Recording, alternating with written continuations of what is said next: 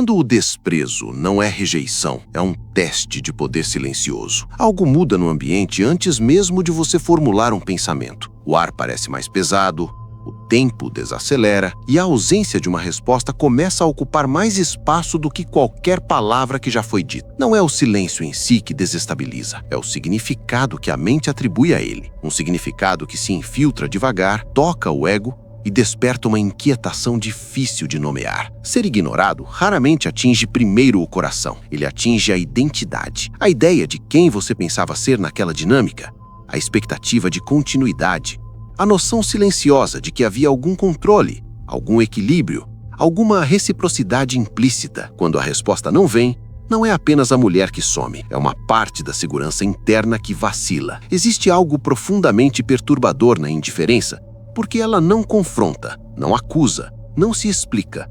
Ela simplesmente retira a presença. E, para a mente masculina, isso ativa um estado primitivo de alerta. O corpo reage como se tivesse perdido o território. A respiração muda, os músculos tensionam, o pensamento começa a girar em círculos buscando uma forma de restaurar o eixo. É comum interpretar esse afastamento como rejeição definitiva, mas na maioria das vezes, ele opera em um plano mais sutil. Não é um fechamento, é uma observação, um teste silencioso de poder emocional. Um momento em que a mulher, consciente ou não, mede o quanto você permanece inteiro quando não é o centro da atenção. A diferença entre ódio e indiferença é crucial. O ódio ainda reconhece, ainda reage, ainda mantém um fio de vínculo. A indiferença tenta apagar. E quando alguém tenta apagar a sua presença simbólica, antigas feridas de invisibilidade costumam emergir, não por causa dela, mas porque algo não resolvido dentro de você foi tocado. Nicolau Maquiavel compreendia que o poder humano não se sustenta apenas por ações,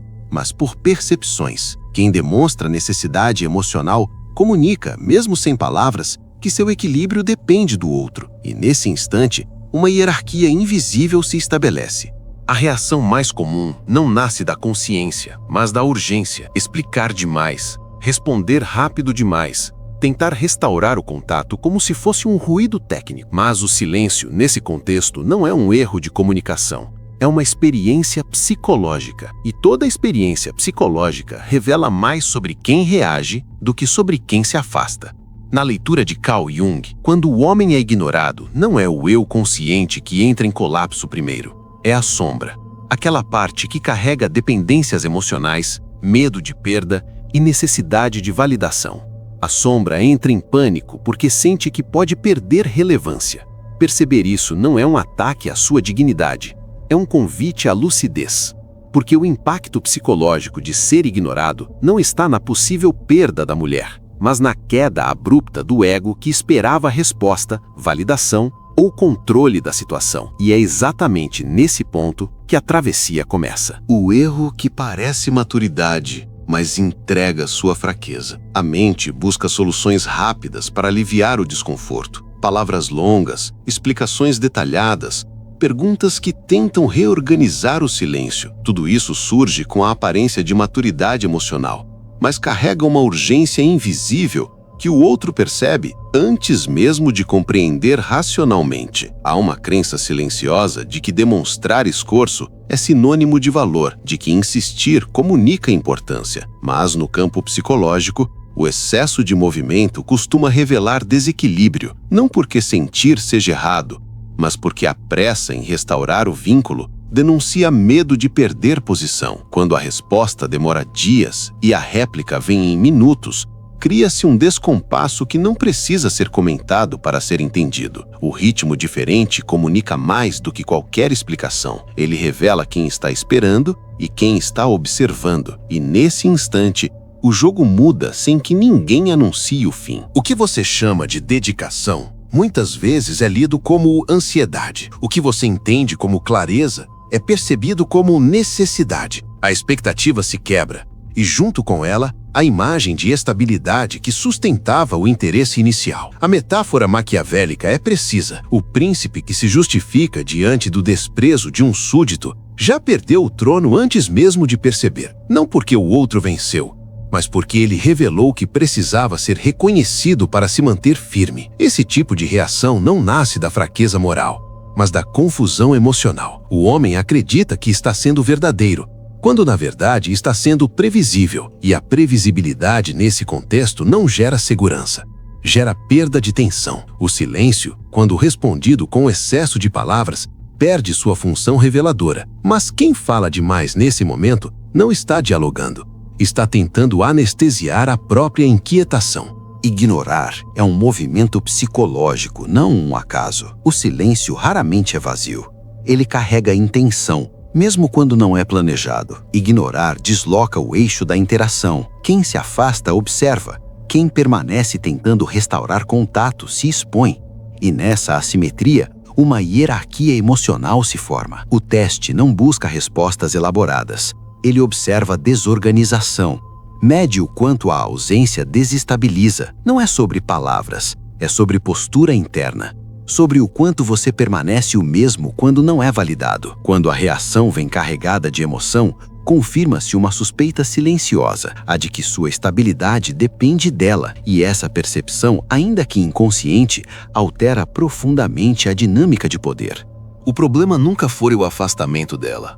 O ponto sensível é o quanto isso desmonta você por dentro, porque quando o centro se desloca para fora, qualquer movimento do outro passa a controlar seu estado interno. Maquiavel compreendia que o poder nasce da percepção, não da intenção. Você pode não querer demonstrar abalo, mas se o corpo, o ritmo e a urgência comunicam isso, a mensagem já foi entregue. Parecer abalado é mais fatal do que ser abandonado, porque o abandono ainda preserva a dignidade. O abalo exposto dissolve o mistério. Tempo, ausência e o colapso da certeza emocional. O tempo é uma linguagem silenciosa.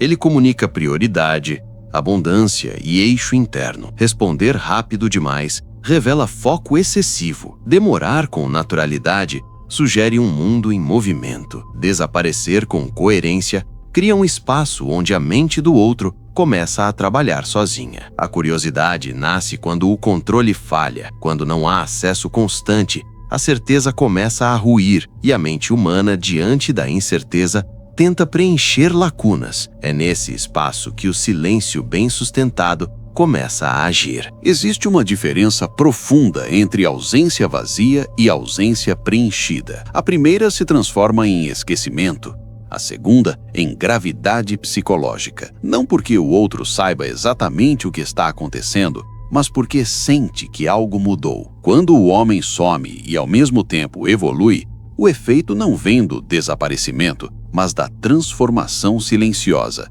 Mudança de ritmo, de postura, de presença. Nada anunciado, nada explicado. A ausência que carrega crescimento não precisa de justificativa. Ela se impõe por contraste. E é o contraste que desperta a atenção. O retorno não é vitória, é apenas outro teste. O retorno raramente vem direto. Ele costuma se disfarçar de curiosidade neutra, elogios sutis, perguntas sem peso aparente. O objetivo não é retomar, é medir. Ver se o poder retornou ao lugar anterior. Há sempre uma tentativa silenciosa de avaliar se a ausência realmente mudou algo, ou se tudo pode voltar exatamente como era antes. A armadilha está na euforia interna, na sensação de alívio que entrega sem palavras o quanto aquilo era esperado. Quando o retorno é recebido como vitória, a hierarquia se restabelece imediatamente. O corpo fala antes da boca, o tom muda, o eixo se desloca e aquilo que parecia reconquista se transforma em rendição emocional. A postura que preserva o eixo não é fria nem hostil, é estável. Cordialidade sem empolgação, presença sem entrega, atenção sem urgência. Uma calma que não precisa se afirmar. Essa calma não nasce do controle do outro, mas da reorganização interna que aconteceu durante a ausência. Maquiavel alertaria para nunca revelar o custo emocional da batalha. Quem mostra o esforço perde respeito, não porque o esforço seja vergonhoso, mas porque ele expõe dependência. O que o outro procura nesse retorno não é afeto imediato, mas confirmação de influência. Existe um detalhe quase invisível nesse momento. Quando ela retorna e encontra um homem diferente, menos reativo, menos disponível emocionalmente, Algo se desloca dentro dela. Não há confronto, há estranhamento. E o estranhamento é o início da perda de controle. O verdadeiro teste não é o afastamento, é o retorno. E poucos percebem isso, porque o afastamento fere o ego, mas o retorno seduz. E é exatamente aí que muitos homens entregam tudo o que construíram em silêncio. Manter-se o mesmo homem que surgiu na ausência é mais difícil do que suportar o desprezo inicial. Exige coerência interna, exige não usar o retorno como anestesia emocional, exige maturidade silenciosa. O poder não está em negar o contato, nem em acolhê-lo demais. Está em não precisar que ele signifique algo maior do que realmente é. Um movimento, apenas isso. Um movimento que observa se você permanece no centro ou volta a orbitar. O trono nunca foi dela. Sempre foi do seu autocontrole. A revelação mais profunda não está no comportamento dela, mas no deslocamento interno que ocorre quando você percebe que o jogo nunca foi sobre fazê-la voltar. Sempre foi sobre deixar de precisar que ela fique. Essa percepção não chega como euforia. Ela chega como silêncio interno, como um alívio estranho, como espaço. Dominar o outro é instável, dominar a si mesmo é definitivo. Tudo o que depende do comportamento alheio pode ser retirado. Tudo o que nasce do autocontrole permanece. E é nesse ponto que o homem deixa de reagir ao mundo e passa a atravessá-lo com presença. Quando a sombra deixa de implorar por validação, algo se integra, o homem se individua, e a individuação não depende de aplauso externo. Ela se manifesta no modo como o silêncio já não ameaça, no modo como a ausência já não desorganiza. O silêncio que nasce desse lugar não implora, não pune, não provoca. Ele apenas continua. Continua porque há um eixo. Continua porque há um mundo interno que não colapsa diante da ausência. Continua porque a identidade não está mais pendurada na resposta de alguém. Nesse estágio, algo fundamental muda. A atenção deixa de ser necessidade e passa a ser escolha. A presença deixa de ser moeda de troca e passa a ser consequência. E isso altera completamente a forma como o mundo responde. Quando o seu mundo deixa de girar em torno da atenção dela, algo estranho acontece. Não como estratégia, mas como consequência. Ela começa a girar em torno do seu mistério, não porque você tentou, mas porque deixou de tentar. E mesmo que isso não aconteça, algo muito maior já se consolidou. Um trono silencioso,